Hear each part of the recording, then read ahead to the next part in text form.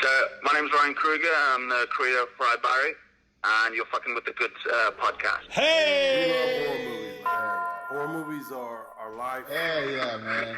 Fuck yeah, bro. This is awesome, man. I'm Zano the Vigi. Your boy ATX and Space Vikings. Low key as me. Trying to figure shit out. It's Heather on tour with the Bill for the This Week. changed my life forever. Yes.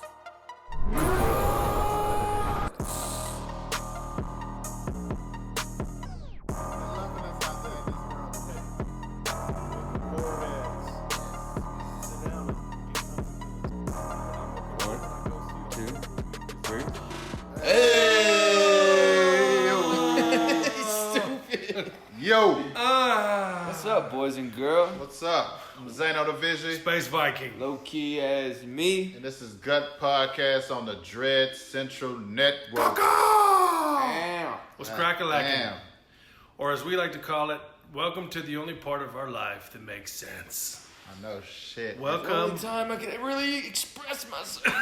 Welcome to the days Welcome to hell. You don't understand what it's like to be a boy on the outside.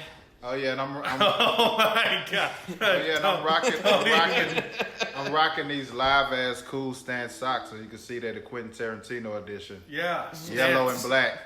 Fucking fire. Yeah. We're all horny, Shout we're all out to Stance, caffeinated, man. and we're all ready to go. Yep. Yeah. Big dope episode tonight. We're going to go over House of a Thousand Corpses. Rob Zombie. And stick around for the Ryan Kruger interview, man. He just Hell dropped yeah. a fire movie called Fried Barry. That shit was fucking Yeah, wild. out of man. Australia? Out of No, they- South Africa. South Africa. Yeah. Man, he showed you a whole different side of South Africa. Man, that movie was dope, man. Dude, the lead in that movie is so fucking. Yeah. That dude is so good. He won a Yeah. Best Actor award for it. You know what? I want a best actor. This guy. Oh yeah, everybody won the Best Actor awards at the Texas House. So, Fucking yeah, right. These boys are certified actors, man. Yeah. So I won an award for these nuts. Walking around as a boy on the outside. Oh my god. So yeah, hang out. Shout out to that brother, man. Ryan's cool as shit. Yeah, he's dope Check as out fuck. Fried Berry, and let's get to House of a Thousand Corpses. What a fucking juggernaut of a horror Hey, that movie. shit Yeah. there is fucking nuts, man. Changed Yeah. the genre, bro. It like horror was at one level, and then when he dropped that shit, I bet all the writers, directors, and like studios were They're like, like, hold "Holy up. shit, Back to the pens and pads. we gotta come with it now." Well, Yeah. it checks a lot of boxes for the horror goons, man. Okay, Halloween, check. Yeah. Anything with Halloween gives me Halloween boners. You know that. Throwback, like shout outs to like, you know, it starts off with Dr. Wolfenstein's Theater, you know, so like shouting out the OG retro horror hosts OG shit. that we love, Yeah. you know what I'm saying? So you got that. He's like Captain Spaulding's Museum of Monsters and Madmen, check. Yeah, man. So you got serial killers, you got blood. And bro, you got Sid. And you got That's fried fucking chicken in the gas fucking station. right. Who doesn't And you love got that Sid. shit? He's a Who doesn't category love in gas station itself, food, you man? know? No doubt. And you're in the South. Yeah. Represent. You know what I'm saying? We out here. It clicks off all the boxes. Hot chicks. Yeah. And it had your boy from The Office and the I dude. know, man. The dude it was from so the, wild and random to see him in a horror movie, but he killed that shit. Yeah. Well, he wasn't no shit back then. And bro, the family checks off all the boxes. You know, they got Oh, the yeah. fearless nutcase leader, Yeah. the crazy hot chick, and then the quiet big monster motherfucker that Yeah. you really Yeah, don't yeah. see. You know, There's always somebody like that in somebody's family. And Crazy the ass hot brother. mom that could use a dentist. Man, Madam Yeah. Butterfly could catch a hot one to the chin. Hey, man, every time I see her, I think of that movie Pootie Tang. Yeah. I'm like, Yeah. damn. Man, her grill in this was fucked up, dude. Dude. I And would- they made sure to zoom, like all the shot. They made sure to zoom in on, because Dude. that's the cool thing about Yeah. this movie Yeah. is the little things like her grill, or the little things like how like when they Yeah. turned him into the fish man and shit, like yeah. how Already. it wasn't done that well. You know, it was fucked up. Or what, dude? When he runs the razor blades over that chick, like. Yeah. Yeah, Fuck, but man. but you know the thing about Rob Zombie that, and this is why I love him as a filmmaker. He like, is this thing on? He captures the fucking South like that vibe of like the gritty Texas Chainsaw type vibes. Yeah. You know, but the music is always fucking rock and roll, man. He's always throwing in classic music. You know, they put that song, "She's a Brick," and they're cutting the Office guy up. Rain. And it's not just scary. It's like dirty. It's always grimy. Yeah, everything's it's real dirty, gritty, and like, gross. man. Yeah. Even the beginning when the guys walked into the store and they tried to rob him, and another guy called him out, and he started chanting the name that he hates. Fuck yeah. And he was just like, take off your mask. He took off his mask and shit. He exposed himself. Little Dick Nick. Little Dick Wick. Little Dick, yeah. He said, "Stop calling me that." Yeah. He took off the mask. Oh man, Well, just the thing that's dope about this movie, it Fuck starts your off. mama. It starts off kind of like corny horror, you know, type cheese. But the more you get into it, yeah. it keeps getting more fucked up. And then the part that you think is the fucked up part is not the fucked up part. Because the horror, the actual scary parts don't come till the fucking end. Remember, forgot. Remember when we watched it last time and you I forgot about it, that that whole 30-minute sequence after they go in the fucking field and have the seance and shit, and they go underground, bro. Yeah, bro. It's like bring a whole nother level. That's of when movie. it gets creepy, crawly, the type of shit that you don't forget. Yeah. You know, Dude, and when Bill Mosley's face is all painted up, fuck, that shit is hardcore. And Sherry Moon Zombie is perfect for this role because that like that laugh. Yeah, she gets it, man. Terrible I actress. like that about And they her. drop the victims into they put that tape recorder on with like that, which I don't even fucking get that. And like these cannibal things come down to get him. She runs, and then they go to that. One of my favorite parts of the movie is that fucked up lounge. Yeah. With all the family looking at the TVs. You know what I think that is, bro? And I told you this before. I think what happened is they finished the movie, right? And they had some money left over in the budget. And they were like, look, we got some money left over. We got $500,000 left over. Let's get fucking Are you making nuts. this up, or is this factual? It's factual. Conspiracy shit.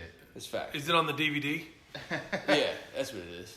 No, I'm just saying that's got to be what happened because it doesn't go along with the story.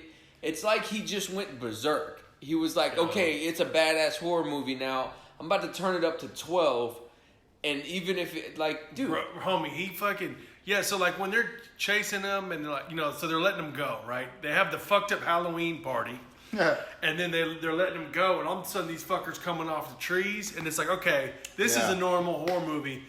And we watch movies like that every day, so it's fucked up. But then it's like where it goes when they lower them it up a notch. into the fucking ground, and you see the Dr. Satan with the mask operating and shit. Mm-hmm. Yeah, that shit was like, yo, What man, the fuck? what in the fucking shit is this? He was like, it's kind of like he separated himself apart from all the other horror makers, you know? Yeah, he pointed to, but you could tell, like with Rob Zombie movies, when he films them, it's the extreme part of him filming. Yeah. Like, don't think about what you think you about to see. I'm finna show you something that you're gonna be like, what the fuck did I just saw? It's like he does the thing that everyone else would be scared to do. Yeah. Or wouldn't think, like, okay, we need to stop right here. He like, no, keep He going. goes 2 miles past it. Keep you know? going. Yeah. And that reminds me of like what we was talking in the Zoom with Robert Englund. He was talking about Toby Hooper. It was one scene where he was supposed to be choking his lady and groping her. He said, man, Toby Hooper moved him out the way. He got in there and started choking her, putting blood all on her. God damn. And just to make it, and then he say, now get back on that action. It's like, that's the type of shit Rob Zombie does. Yeah. Like, okay, no, you think we just gonna slice you one time? No, just cut them up. Like, who think about cutting people on the top of their lips It's and fucking shit? crazy. That's what I Like, was just about to say. It's just- not that. It's where he cut her. Yeah, you it's know? like, god damn, you razor blade him across the top that of the lip. one To a part, soundtrack. what is that? Yeah. To a soundtrack. To funk music. Yeah. And even when he had the cop on the ground, he shot him. Like, that shit is like That a is real fucking kill. When Like, That's you one of saw the smoke- coldest scenes. The That is- smoke that's come one of the from behind his head and shit. Bro, You that's like, one of dog, the you watching coldest- a lot of shit on the internet now.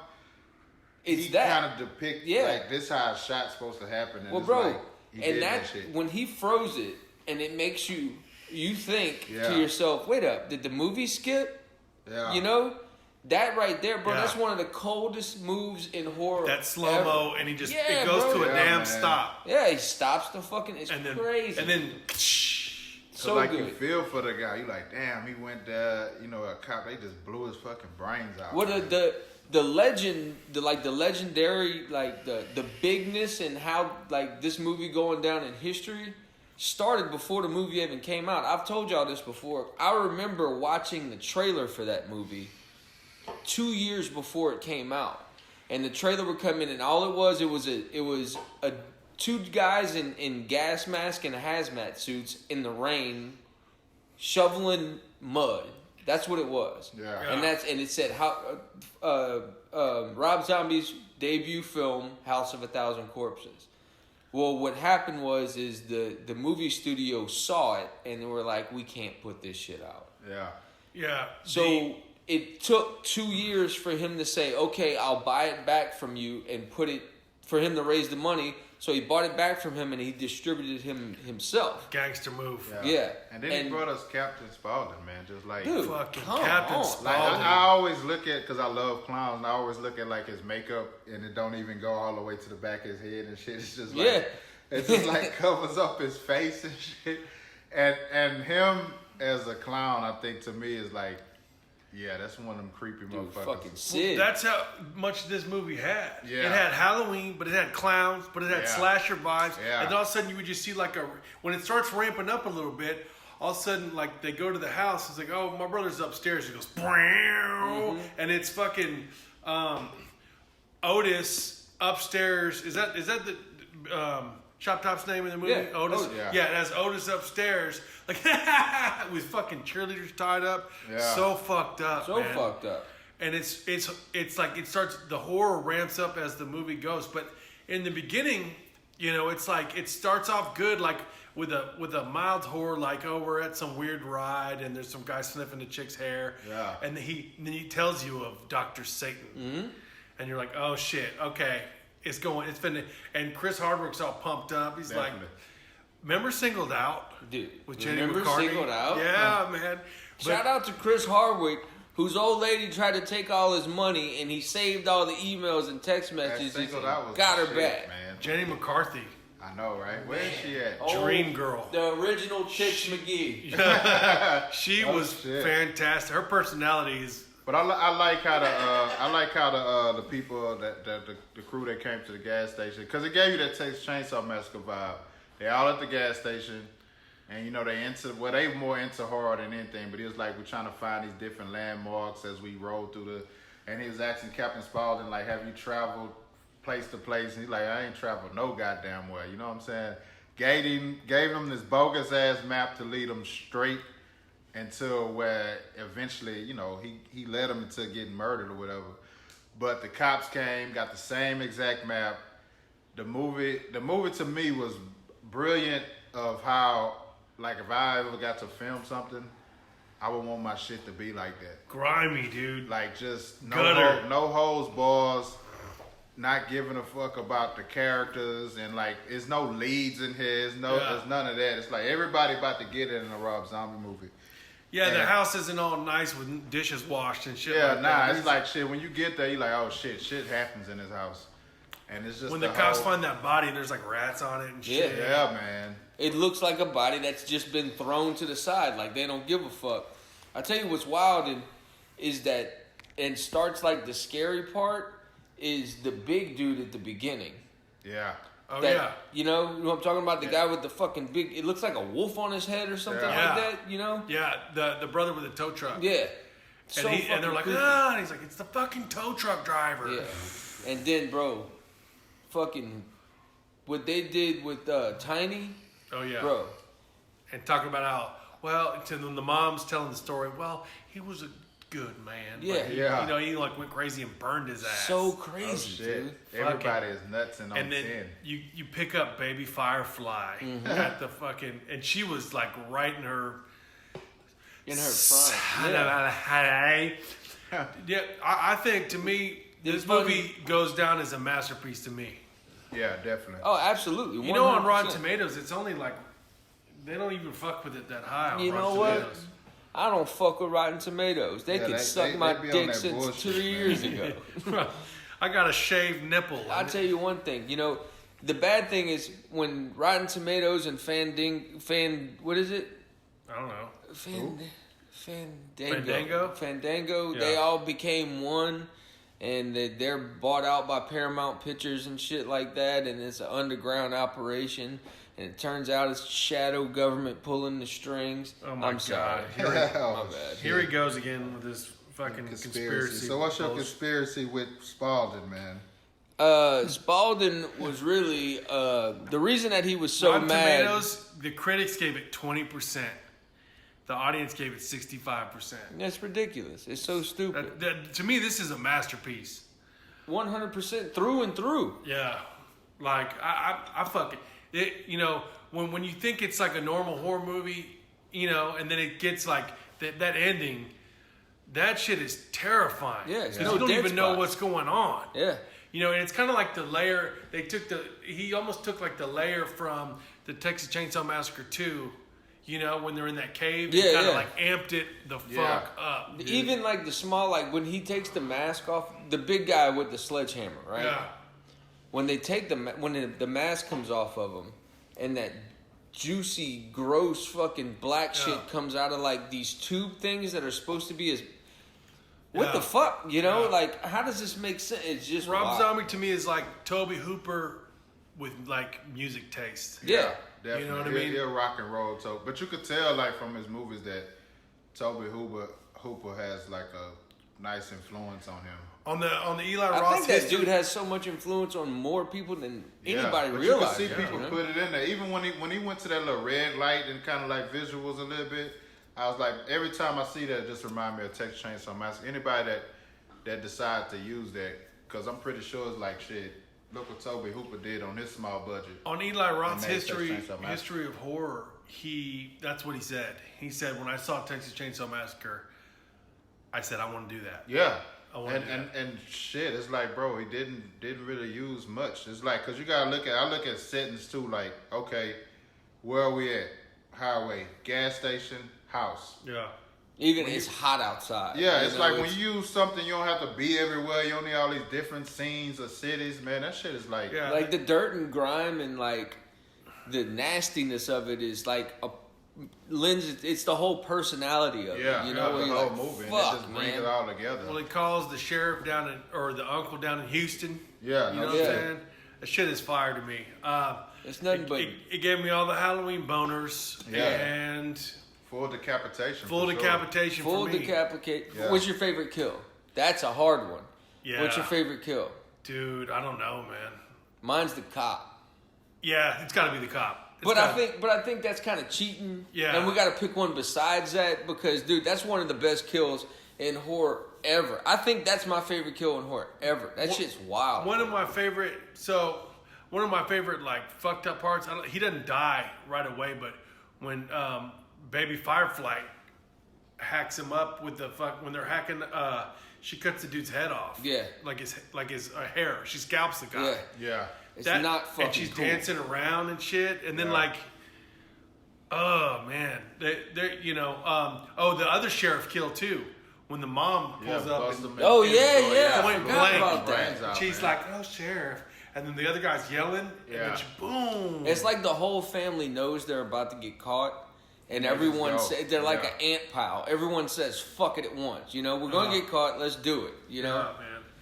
Yeah, dope, man. and then- the ending and for was- some the reason, Ending is so live. the ending was live. Captain Spaulding picks her up, and then meow at the end. It's fucking Otis, and he looks wild, man. His hair was like white, dude. Yeah, and dude, yeah. the fucking Puppy looking like he the just skull teeth around his lips and shit. Yeah, so man. wild, man. Dope movie.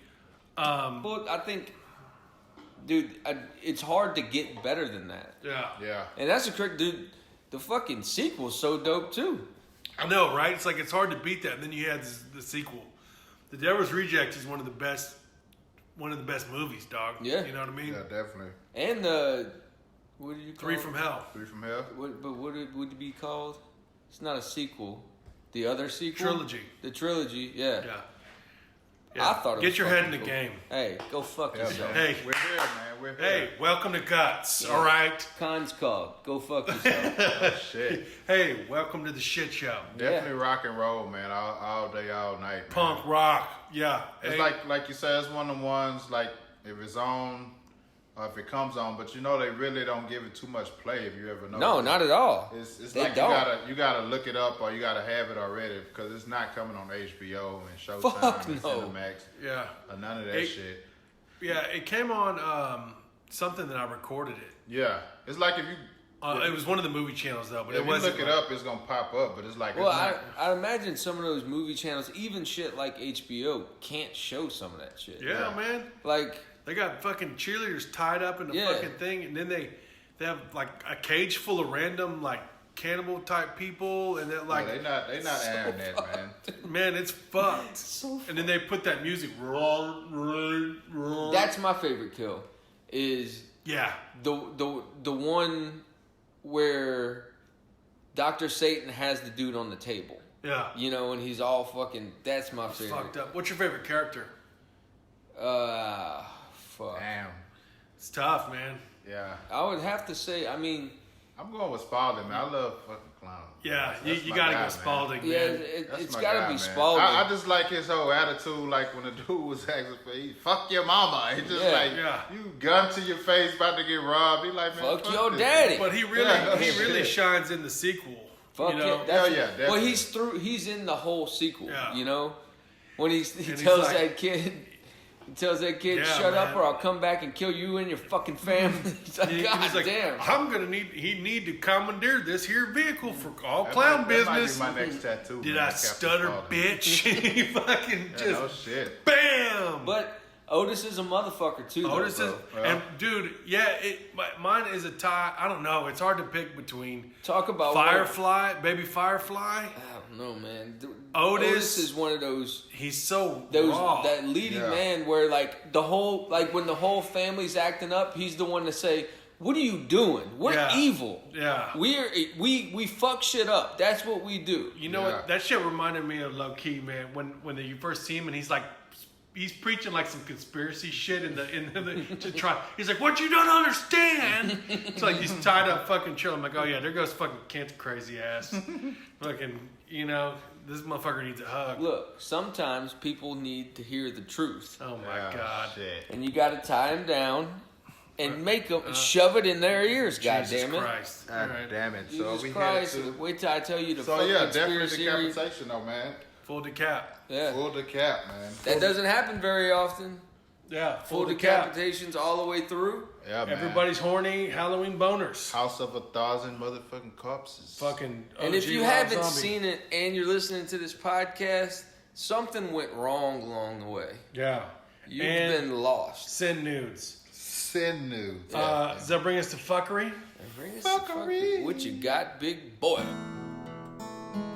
Fuckery. This week, fuckery. This week on fuckery. Jesus Christ, vampire killer. Jeez. Dude, this movie, oh man. The only reason that everyone doesn't know what it is because they went on like an hour too long. But, An hour too long? well, the first 20 minutes of this movie. like 45 minutes to the end. The first the first half hour of this movie, you're pissing yourself laughing the whole time. Really? Dude. It's shot on like the old school grainy, like 70s type, like what is it, 33 millimeter, Yeah. 16 millimeter grainy film. And it's like fucking there's a horde of like lesbian vampires that Jesus Christ needs to come, and he comes back to like karate fight them and shit. And it's so bad. And it's like the fight, it's just some friend. I don't know. It's like this guy, like, you can tell it was made by like a bunch of like punk rock motherfuckers in Canada. And because there's a lot of dudes with mohawks in it Oh, and it's shit. Canadian? Yeah, it's They Canadian. do some cool shit over there. And the soundtrack, there's like some, like, the soundtrack is talking about this movie, but it's some dope like punk riffs. So I could tell it's like a band of like punk dudes that like made a movie, you know?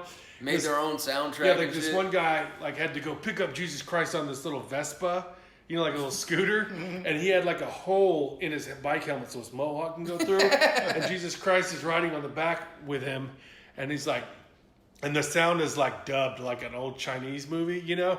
You're like, oh man, these vampires have started a lesbian horde, and da-da-da. Take them, Jesus, da-na-na-na. And like in between the scenes, you remember like on the old Batman show when it was like da-na-na-na-na-na-na-na with the swirl? They have like a cross and a swirl, and it's like Jesus. Is it old? No, it's What year did it come out? I'm gonna look it up right now. But it is fucking, the first 30 minutes of it, you're like, holy shit. Where'd you find it? Dude, I don't know. I just find these fucking movies, man. Like an Amazon Prime type It's thing? on Amazon Prime, yeah. Dude, everything's on Amazon Dude, Prime. Amazon is the shit, bro. 2001. Whoa. 2001. Jesus uses kung fu to wipe out a horde of bloodsuckers who attack lesbians.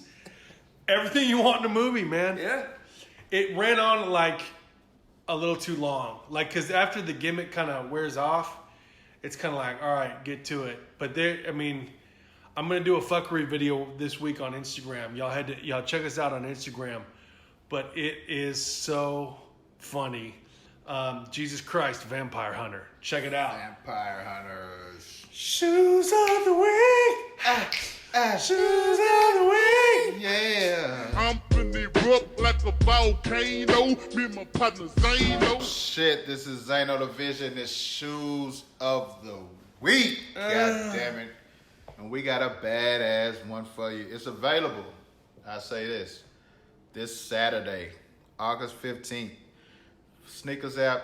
If I find somebody from Sneakers app and you just see me strangling somebody, That's a what Sneakers happened. app employee. We gonna fuck you Okay, up. this the Air Jordan 5. What's crazy, they calling them ghost green, but everybody's sneakerheads in the world, we already know this are the Bel Air alternates, which Will Smith inspired colors and all the good stuff. Going for $190. They already set for resale at $360. That's the day of. So if it's fresh you want, look no further. An all-white upper allows the iconic lines and symbols of this Air Jordan 5 to pop with neon expression. Man, they finna come with some badass. They got black strings in them, but they coming with neon green strings too. While the geometric pattern of the collar lining speaks for itself in case people don't recognize maxing and relaxing when they see it. All dark royal midsole grounds the look of two different color accents on the left and right side of the shoe. So one side of the shoe, you get like a highlighted pink, kind of like Jordan Man. Other side, you get a neon green Jumpman. On the back, it's a pink Jumpman. On the other side, it's a neon green Jumpman. And what they're doing exclusively with it is adding a 23 on the side, man. This shit is finna be nuts. But what's good about this shoe, though, I can really say, they are releasing in stores. So Champs, Foot Locker, Foot Action, all raffles are up right now. I think the raffles probably close tomorrow around 6 p.m. Going for $190, a badass shoe. This definitely is guts approved. This show is bad, man. Like the purple midsole, it got neon green, as you can see. That's the gutsiest pair of Jordans That's that's the ever gutsiest pair of Jordans you can see. It's like but what's tailor-made. crazy, when you look at them, you think they're gray. Yeah. They're actually white. They're fucking So fire, this shit is dude. about to pop, man. They're fucking So dope. let me cut- ask my stupid question. The colors are insane, man. Is this one of the shoes that are going to be like hype beast approved, where like the resale value is going to be stupid? I don't know how crazy the resale value, but like right now, it's like they're already placing them from $190 to $361. That's damn near double. Look at that neon green 23 That's down on the there side. double the price of it. It's fucking So it's crazy. telling me right now, if you get them and by next week, Yeah. it might just go up and up. It depends on how bad people want them. You know, people gonna resell them for what they want to sell them for. The bots are gonna be crazy, so just get prepared. And Bots be fucking y'all up, huh? man, the bots are wild, man. It's like, bro, you could be in line on Sneakers app and say, yeah, you're in line. Come back and, oh, you didn't win. Then you look up, it's a dude on the internet with 20 pair of Jordans. Hey, I got them for sale. Like, man, fuck that, man. So definitely, Guts approved. This shoe is fucking clean. They even ask you what's your favorite design of the detail. 43% says the Stitch Jumpman. 57% says the Icy Sole. It's the 23. The 23 is gonna be on the side. That's what I'm saying. That's the coldest Yes, part to me. I thought that was. I picked 23 myself, and the fact that they throwing in lime green shoestrings. Yes. That to me, it rarely happens where Jordan bring another pair of shoestrings. Really? In, so they already know everybody gonna be rocking either all lime or lime in the black. Or does Jordan just do black and white strings? It depends. Most time, like, it depends what kind of shoe it is. Like, sometimes they have a shoe that matches the same color of the string. Like a red or Most something? time, like, for instance, the 5s that came out before, only white shoestrings came with them. They didn't come with alternate shoestrings. Yeah. These will come with alternate shoestrings. And shout out to Will Smith for always rocking Jordans on this damn show. Yeah. And you best believe we're gonna have a gut shirt to go with it. Yes, we got Guts shirts and merchandise that's gonna pop with all these colors. You man. get these shoes, you're guaranteed to fall into an entanglement. Exactly. Man. God damn it. You're gonna get your Look at entanglement the inside on. sole of that shit. That is nuts, Man, man. I would That love is to fall fucking into an crazy. entanglement right now. No shit, but this is Zano the Vision shoes of Shoes the on the week. week. Conspiracy. Hey everybody, it's Low-Key as me with your conspiracy theories of the week, goddammit. Bro, you already sick. It is. I'm gonna get corona now. It's Houston, Texas. We out here and I'm about to feed y'all minds with a load of horse shit. Let me set the stage for you. Big pile of poop. Yes, this is absolute nonsense I gotta that have people believe in. So, let me set the stage. It's 1892. It's Western Africa, and an archaeologist uncovers this massive ancient Egyptian library. In this Egyptian library, they uncover these cuneiform tablets. In these cuneiform tablets, they are later deciphered, and they tell the tale of what we call the Anunnaki. So, Anunnaki. what... That They sounds have like this- an ancient sex lotion. It's exactly what it is. So they have these group of people that really believe Hold on, let me put some Anunnaki. in this story, and they worship it. So what they believe that these tablets tell the real history of humans, right? And with the Anunnaki word, they were a race of giants that came down from space Fuck yeah. to mine Earth for gold, right? And so what they did is they found mining Earth for gold too tedious and too hard because gold is how they powered their ships. They really believe this. And somebody deciphered the tablets and it really says this. So mining the gold was too hard for them to do themselves, so they took Neanderthals and they mixed it with their own blood and came up with a slave race to mine the gold for them. That slave race was human beings.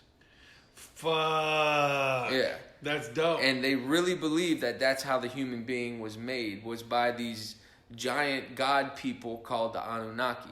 Now, I have to say this. The cuneiform tablets of the ancient Sumeria are the oldest text on the planet. Ancient Sumerian porn is the best porn.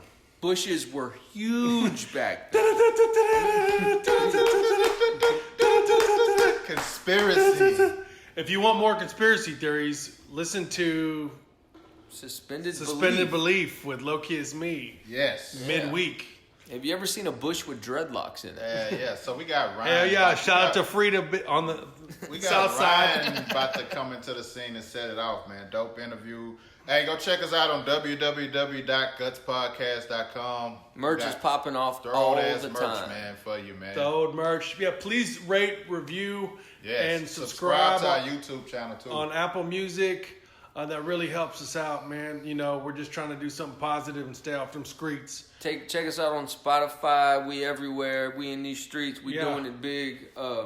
Big shout out to Ryan Kruger, man. Fried Berry is a Yes. wild trip of a movie about what happens if an alien invasion what happened? You know, what's it called when they abduct you? What happens if the aliens abduct a fucking Well, heroin the technical addict? term is a close shit. encounter of the fourth kind. Yeah. So what happens if they close encounter a fucking heroin addict? It's fucking awesome. Check it out. Out. I'm Zano the Vision. Space Viking. No key as me. Caw-caw! Na, na, na, Anunnaki. Horror movies are life. Hello.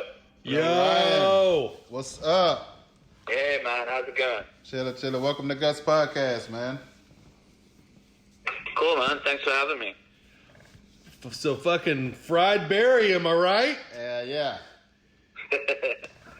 Fried Berry was nuts, I bro. want to get zoned out like Fried Berry. Fried Berry was awesome, man. Thanks for sending the screener, homie. We really enjoyed it. So dope, man. Cool, man. Thanks very much. Yeah, it is a very offbeat sort of film, but it's cool. It's just like a wild ride, you know. It's got a bit of everything. It's got a bit of horror, got a bit of sci-fi. Even got a bit of a love story in there as well. So Yeah, no doubt. Yeah, man. So a lot of questions about it. I love the movie, and exactly what you said, man. It's a wild ride, and I'm all about a wild ride. Oh, but shit. So first of all, I gotta say it looked fantastic, and the effects were really badass. How did you like the beaming up scene? How did you come up with all that kind of stuff? Did you have like a team of people to help you with that? Or, I mean, it looks like it cost $1 billion, bro. yeah, it was. That was probably one of the most difficult days that we had of shooting. You see, my background, I've always, you know, I was born in the 80s, so I'm a big fan of like 80s movies, 80s horror. Yeah. You know, I try to do as little as possible of visual effects. You know, so I want to do everything in camera. So I could have easily got Barry, you know, to be in studio on wires, but I was like, no, we have to do it like on set. So when we did that scene, it was crazy. So we literally had these two massive like smoke machine. We had the smoke machines there. We had these two massive wind machines blowing either side. And then we also had a crane.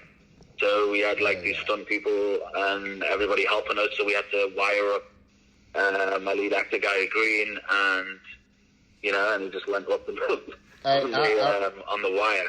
I'm really glad that you killed the theory of you can get pregnant from sex one time.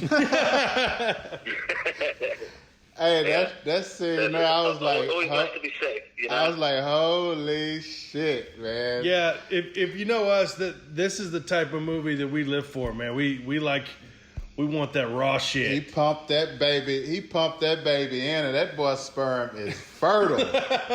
Shit. Yeah, I mean, Barry gets laid quite a lot in the movie. I think he's doing pretty good for himself. Yeah, he getting it in, man.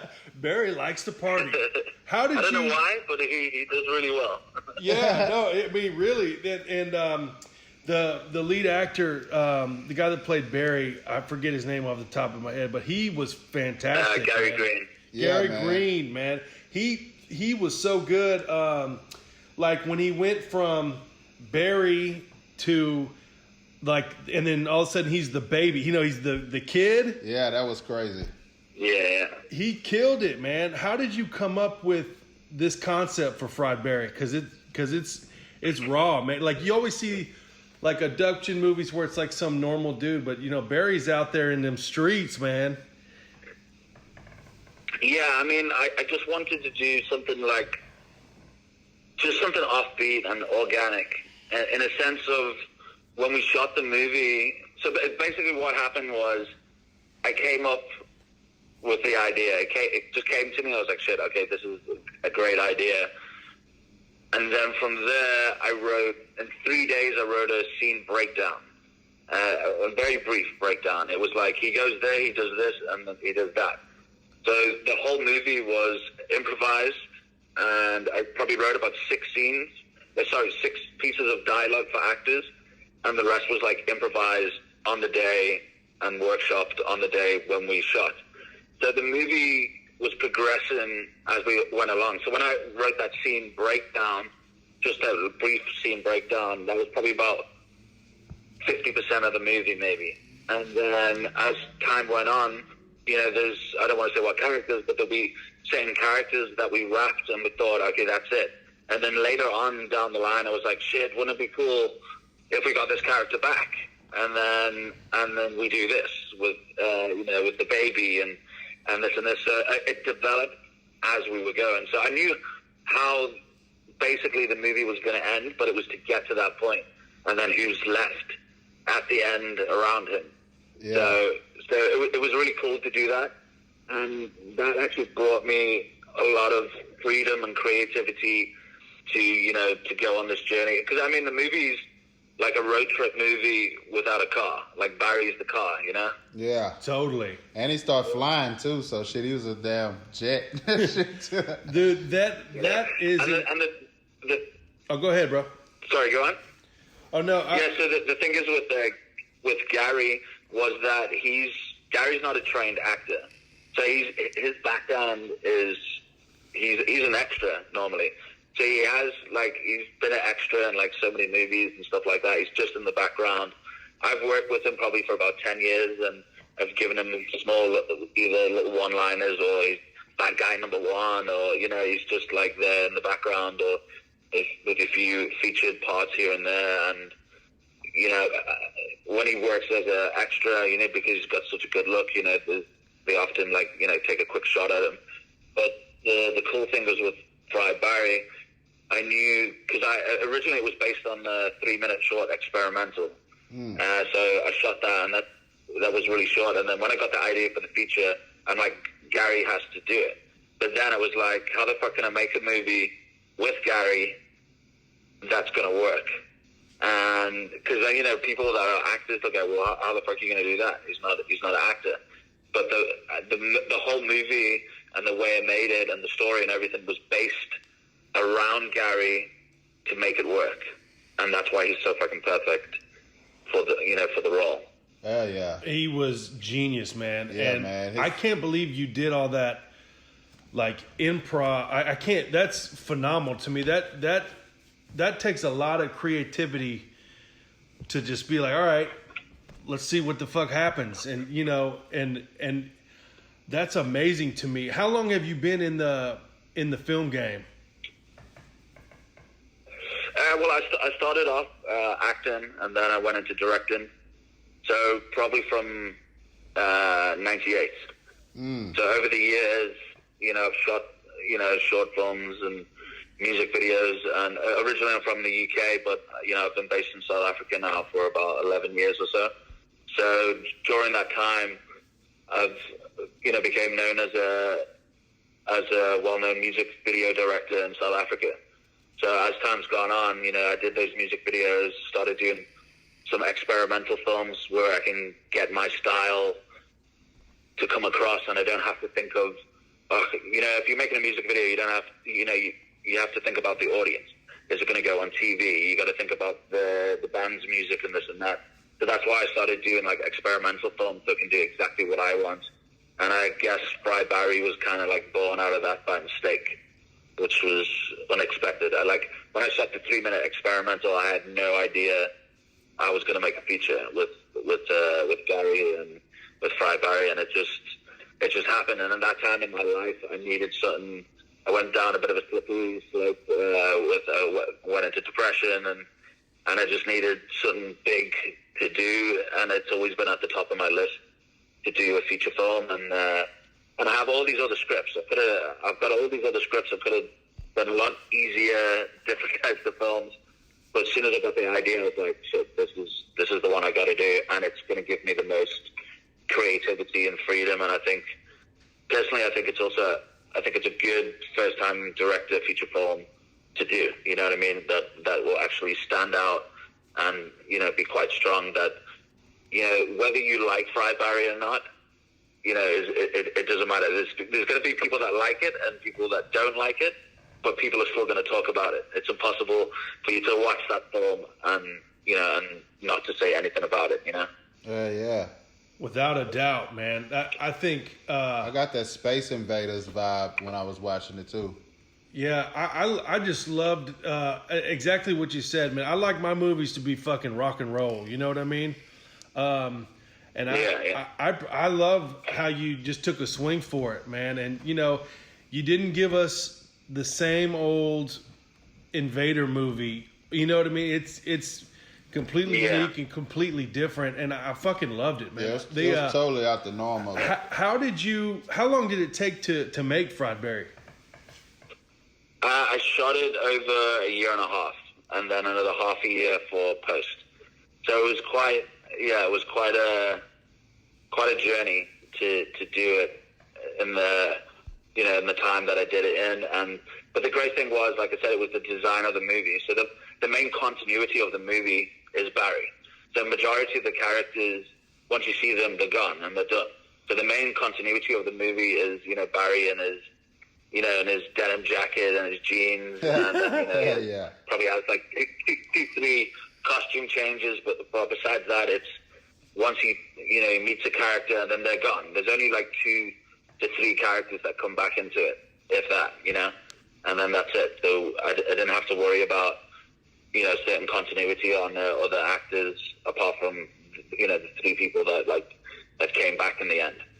So I mean we had a lot of fun making the movie. There was and I think people can see that when they watch the film, like fucking us had like a lot of fun. It was crazy, and it was funny working with Gary. I had to work very close to him because of the part, and he's never done a major part before, let alone like a really, really small role. So it was the first time that he had a decent amount of dialogue, even though he doesn't speak hardly in the movie. I mean, Gary would say to me,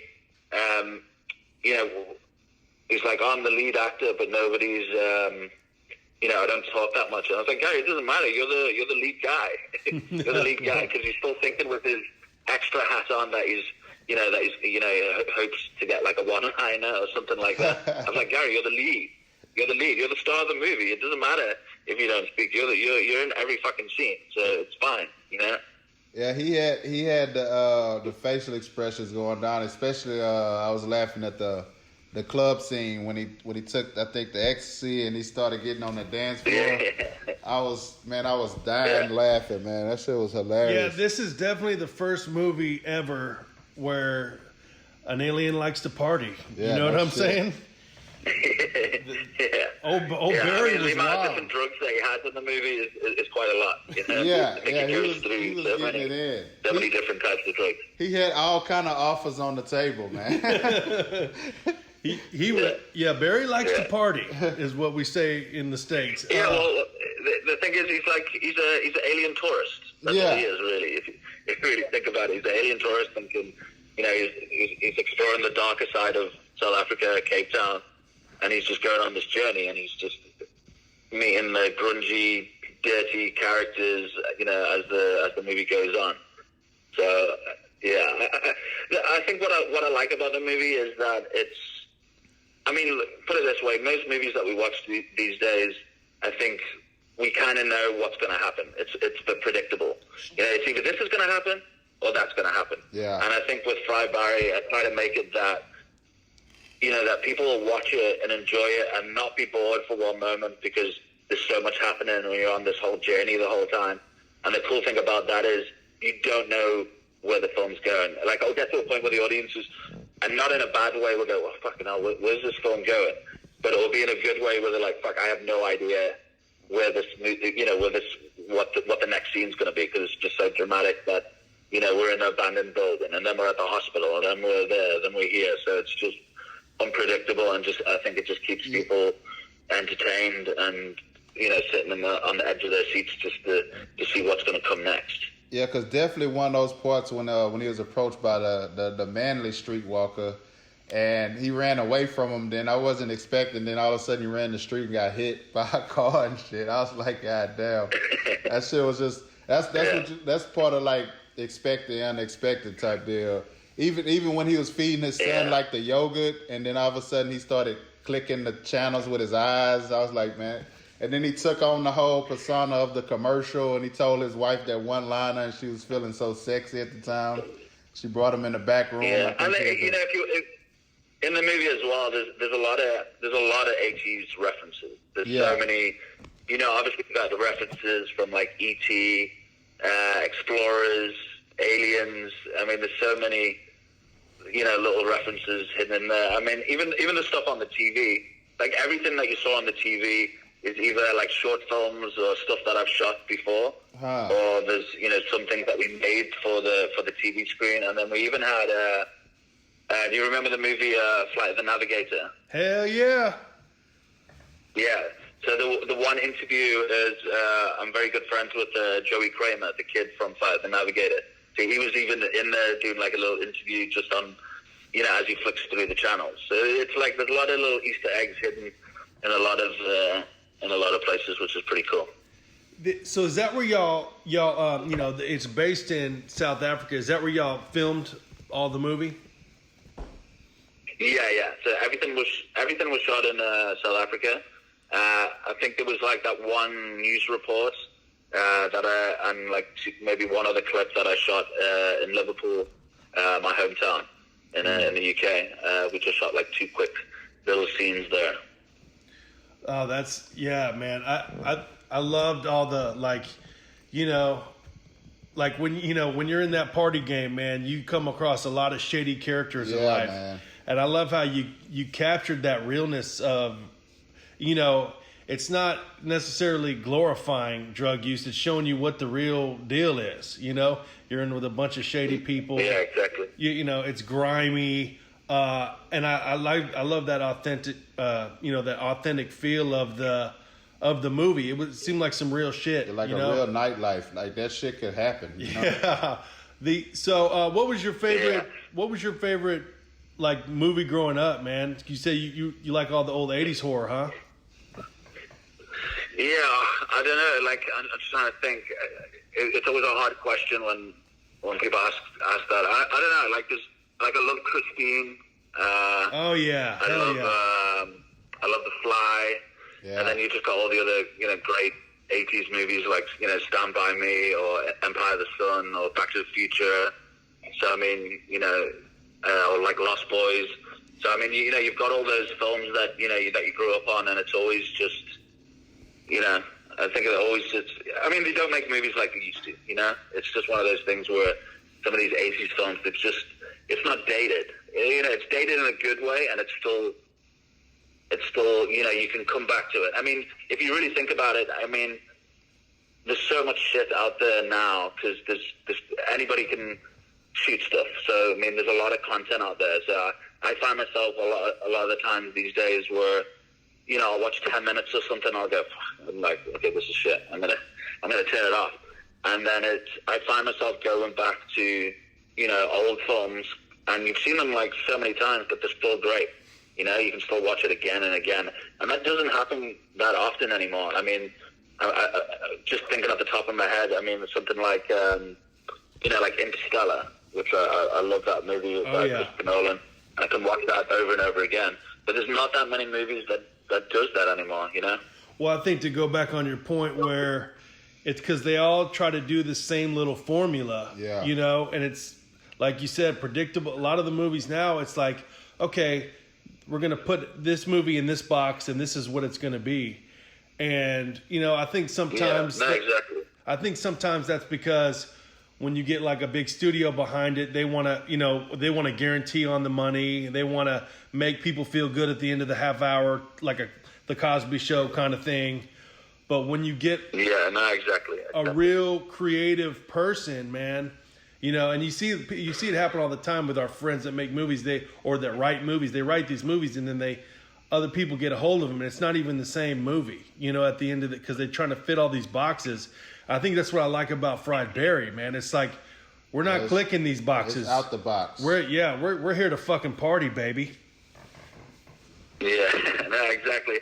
But I think it's a big thing. I mean, when I think about it, put it this way: if I had a studio behind me making that movie, there would be so many scenes that wouldn't be in that movie. You know what I mean? So to have that creative freedom to go, to think of something on the spot, or, you know, where I'm like, oh, this is a great idea, let's do that, you know? And to be honest, the way I made the film as well, a studio wouldn't get behind me for, like, having, you know, 50% of the movie in my head and the other 50% I don't know what I'm doing yet. So, you know, nobody would back that type of movie, you know? How fun was to that? have that freedom. Oh yeah. Sorry, say it again? No. Oh yeah. Yeah. How fun was that as a filmmaker, just to get to do something like that? It was great, and that's what I needed at the time, just to have free range to come up with what I want to do, not to be in a box, and not to think, oh, I can't do this because of this, I can't do this because it won't get on TV, or, you know, I didn't have to think of all that. I made the film that I wanted to make. I made the film that I thought was going to be fun, and other people would think it's fucking crazy, and they would love it or they would hate it. So I think that's the one thing I really, really enjoy about the movie. And at the same time, I'm going to sound like stuck up my own ass a little bit now, but I really enjoyed making Firebody. I really enjoyed the movie for what it is. And the reason why I say that as well is that, you know, it's not just my work. You know, it's the other people's work, the actors, the cinematography, the effects, the editing, the music. You know, everybody did such a good job, and the people that I work with, I'm fans of their work. So when I look at Firebody, I also don't just see my work. You know, yes, it's my concept, and I directed it and wrote it and everything, but at the same time, it's a lot of other people's work, and I'm fans of their work, and that's why I chose to work with them, and, you know, I surround myself with people that I love to work with, and I admire their work. Is that how you put the team together? It's like people you've worked with before or were fans of? Yeah, I mean, majority, I would probably say like 95% of the cast I've worked with before. There was a few people that I've always wanted to work with that I hadn't had the chance to. So it was, you know, I think in South Africa we've probably got nearly every known actor in South Africa that does a lot of, like, overseas movies that get shot here, or they're very known in South Africa. I was probably shy of about 10 people that I would actually like to work with, because I mean the cast in Firebody, I mean there's tons of actors in that movie, so I was probably about shy of about 10 actors that I would really want to work with that I haven't worked with yet, that wasn't in the movie.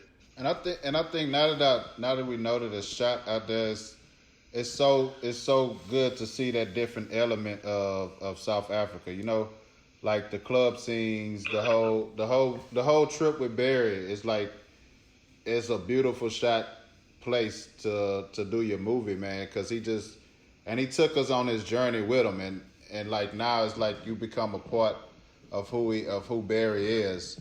Even like when you see him before he get abducted, it's like he was always, you could tell he was about to hit that edge where it's about to get real crazy, just by his character and how his facial expressions and everything. Yeah, I mean, I also think that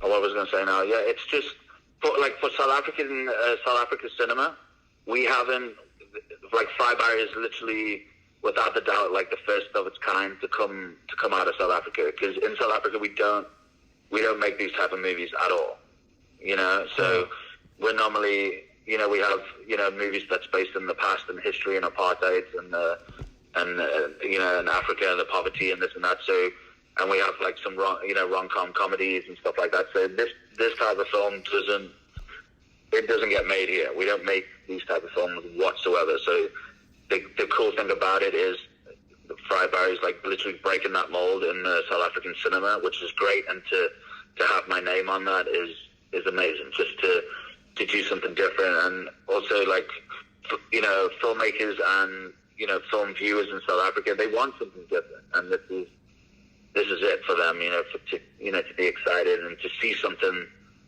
different that, you know, doesn't normally get made here. So to be a part of that and breaking that mold in the country is pretty cool. And that the country that I've worked in for the past 11 years and have been very conservative of certain things, where I've struggled, you know, with my career of doing certain things that I want to do.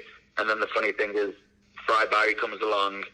You know, we play it. We played it at Rapid Lion Film Festival in Johannesburg, and we got 5 nominations that could have easily got looked over, and we ended up winning. You know, best South African film, best cinematography, and best editor. So to come away with the best South African film, you know, for being the film that it is crazy. Because it's just unheard of. Because normally they're like, yeah, that's a bit too risky, and that's a bit too violent, or that's a bit too bloody, and it's a bit, it's not a film they would normally like to promote and stuff like that. So it was really great just to have that, you know, to really break that mold, and you know, to show people and the rest of the world that we can do different type of movies in South Africa. You know. Totally, man. Because we're goons, bro. We live for movies like this, and we usually only watch horror movies. So think about it. This is the first time we've probably seen. We're like, oh shit, where are they? Like we didn't know where it was at. It was like, where the hell are they at? Yeah, we're all the way down here in Texas, and how wild is that to have goons in Texas, like fucking. Oh shit! All the way across the globe. Because you never knew the city. You never knew the city looked like that. It's always like you say. They show you one side of the city, and you think it's just that. It's like it actually like I thought it was like in New York or something somewhere. That's why I kept thinking. I'm like, where is it at? But I just like how you brought that element to us to know it's a different part of South Africa. And that's the one thing about the film as well. The locations that we picked. So here in South Africa, in Cape Town, we have a lot of different locations that, overseas films that come shoot here. So, we have so many places that, that could look like New York, or could look like Spain, or could look like Italy, or could look like Mexico. We have all these different locations. And then we see these on international movies that pretend to be somewhere else and not South Africa, but it's shot here. And then you get the South African films that shoot South Africa in a certain way. They even... how I picked all the locations and all the locations I chose for the film. I wanted to also show a different side of Cape Town, not just with the dodgy characters, but a different side of Cape Town, location-wise, where nobody's seen, Cape Town look like this on film, which was, I thought, was pretty nice and refreshing to do that for a change. Yeah, I think you executed it brilliantly, homie. Really excited. Cool, man. Thank you so much. Yeah, so dope, man. Really so dope. excited to see how well it does. You gonna take it to all the film festivals and stuff? Yeah, so it's gonna hit Fantasia next month. So that's a pretty big one, which is gonna be cool. Hell yeah, cool. man. And how are y'all gonna release it, or you don't know yet? You're just gonna see what happens. Or do y'all know? We're busy talking right now, but I can't announce it yet, and I also don't want to jinx it. Yeah, right on. We're in the middle of talking now, so it looks like it's going to be released at the end of the year. Cool. Or January. End of the year or January. We got that exclusive. Yeah, man. Fuck yeah. Well, thank you for sending it to us, man. I'm so excited for you and man. Where this is going to go. I really appreciate your time, man, talking with us. We loved it, and thank you for making something for cats like us, bro. And it kind of looked like Fried Berry might have a encore. Yeah. Man. Are we gonna? Well, we don't want to give any spoilers, but maybe there could be a Fried Berry 2 in the future. Would you ever be interested in that? Maybe. Hey, you can call it fried guts. I've got a few ideas. that if I was going to make a number 2, I don't know right now, but I've got a few ideas of what could be some really cool ideas, and it will definitely be called Deep Fried Barry. Fuck yeah, bro. Yeah, hell yeah. Well, Ryan, man, really appreciate you. And we're going to steady share as much as we can as possible until it drops. Yeah, man, we're going to be doing our part to post and promote. We might end up photoshopping ourselves in the movie somehow. Yeah, I want to see that. You should do it. I want to see it. Yeah, oh, trust me, it's coming. Thanks, man. Okay, cool, man. Yeah, You, you know, much love, man. Appreciate the time. This is going to be, get ready, man, because this is about to be a wild ride for you. So appreciate it, man. Yes, thank you so much. Amazing. Thank you, guys. Thank you so much. I appreciate the support, and I really dig that you got something from the movie and you liked it. That's great. Yeah. All right, brother. Well, we'll talk to you soon, man. And looking forward to chatting with you in the future on Refried Berry. Yeah. Cool, man. Fantastic, dude. You guys keep well. All right, brother. You too. Thank you. Horror movies are our life. No worries, dude. Cheers, man. All right, cheers. Horror goons. I'm Zano Da Vinci. Boy, ATX and Space Vikings. Trying to figure shit out. This changed my life forever.